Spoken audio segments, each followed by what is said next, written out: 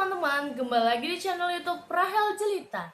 Sebelum kita mulai video ini, jangan lupa like, comment, dan subscribe. Dalam kesempatan kali ini, saya akan membahas tentang PPN masukan dan PPN keluaran. Pajak pertambahan nilai. PPN adalah pajak konsumsi umum barang negeri baik berupa konsumsi barang kena pajak (BKP) ataupun jasa kena pajak (JKP). Lalu kemudian PPN tercantum dalam Undang-Undang Nomor 8 Tahun 1783. Lalu ada Undang-Undang Nomor 11 Tahun 1994 dan Undang-Undang Nomor 18 Tahun 2000. Yang terakhir ada Undang-Undang Nomor 42 Tahun 2009.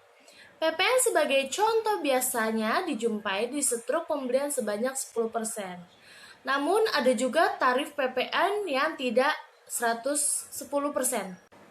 Kemudian ada karakteristik PPN. Yang pertama ada PPN objektif. Yang kedua PPN pajak tidak langsung. PPN pajak objektif. PPN pajak objektif jenisnya pajak yang ditentukan oleh kondisi objeknya seperti saat pembelian makanan. PPN tidak langsung antara pemikul beban dengan penanggung jawab atas pembayaran pajak ke kas negara pada pihak yang beredar. Yang kedua, ada PPN multi-stake tax yang dikenakan pada setiap mata rantai jalur produksi maupun distribusi setiap penyerahan barang menjadi objek PPN.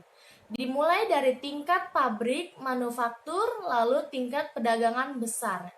Dalam sebagai bentuk atau nama dan sampai tingkat perdagangan pengecer dikenakan PPN.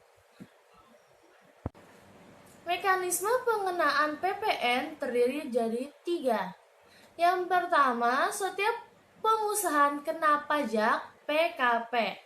Penyerahan BKP ataupun JKP diwajibkan Yang kedua, pada saat PKP membeli BKP atau menerima JKP yang teruntuk disebut pajak masukan.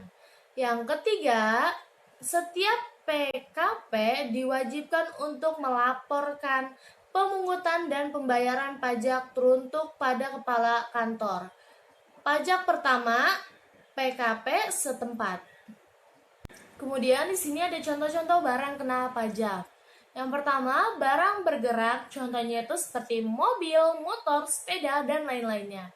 Yang kedua, barang tidak bergerak atau tidak berwujud. Nah, buat teman-teman nih yang suka nanya, contoh barang yang tidak kena pajak itu apa aja sih? Nah, ini ada contoh barang-barang tidak kena pajak. Yang pertama itu ada barang hasil pertambangan. Contohnya itu seperti minyak mentah, gas bumi, besi. Yang kedua, barang kebutuhan pokok, beras, jagung, sagu, dan gula, dan lain-lainnya. Contoh-contoh jasa kena pajak. Jasa yang dilakukan untuk menghasilkan barang karena pemerintah dengan bahan dari pemesanannya. Contoh jasa tidak kena pajak: jasa dokter, jasa rumah sakit, jasa kebidanan, jasa bidang pelayanan sosial atau panti asuhan dan panti jompo.